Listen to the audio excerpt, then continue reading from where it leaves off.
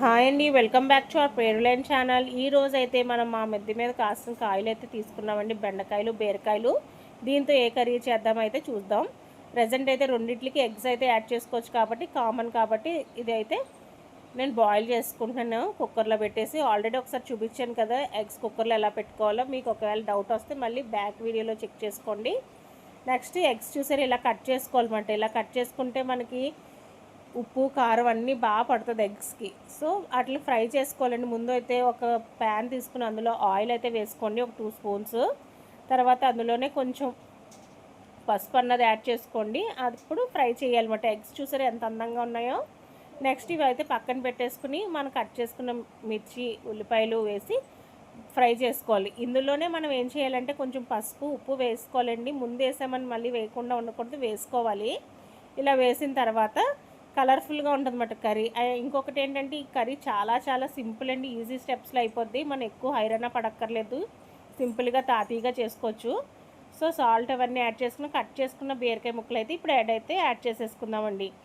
మా మిద్ది మీదే కాబట్టి మాకు చాలా ఇంట్రెస్ట్గా ఉందండి కర్రీ చేస్తున్నప్పుడు. సొంతవి కదా ఎంతైనాను. సో చాలా చాలా బాగుందండి. మాకైతే కర్రీ టేస్ట్ చేసినప్పుడు చాలా హ్యాపీ అనిపించింది. మీకు కూడా ఏమైనా కొంచెం ప్లేస్ ఉంటే మొక్కలు వేసుకోవడానికి ట్రై చేయండి. పాదులు అవి పెట్టుకుని ఓన్గా ప్రిపేర్ చేసుకున్న కర్రీ అయితే చాలా టేస్టీగా ఉందండి. చూసారు ఎంత బాగున్నాయో.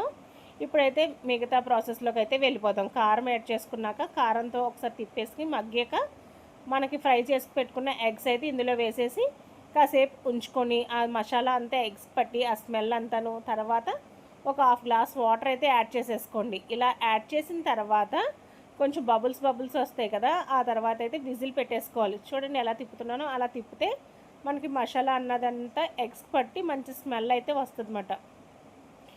ఏ విధంగా అవుతుందో అలాగే. తర్వాత దీన్ని కుక్కర్ అయితే పెట్టేసుకుని మనకి బీరకాయ ఎలా ఉందో ముందు తెలుస్తుంది కదా, దాన్ని బట్టి విజిల్స్ అయితే వేయించుకోండి. మాకైతే 3 విజిల్స్ సరిపోతాయి. విజిల్స్ అయితే వచ్చేస్తున్నాయండి, చాలా హుషారుగా వచ్చేసినాయి. ఒకసారి ఓపెన్ చేసి అయితే చూసేద్దాం ఎలా కుక్ అయిందో.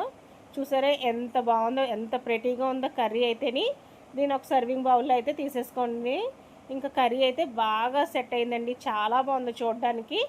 సో సర్వింగ్ బాక్స్లో అయితే తీసుకుని సర్వ్ చేసేయడానికి రెడీ పెట్టేసుకున్నాను అనమాట. మీకు కానీ ఈ వీడియో నచ్చుంటే లైక్ చేసి షేర్ చేసి సబ్స్క్రైబ్ చేసుకోండి. లైక్ చేయడం అస్సలు మర్చిపోద్దు.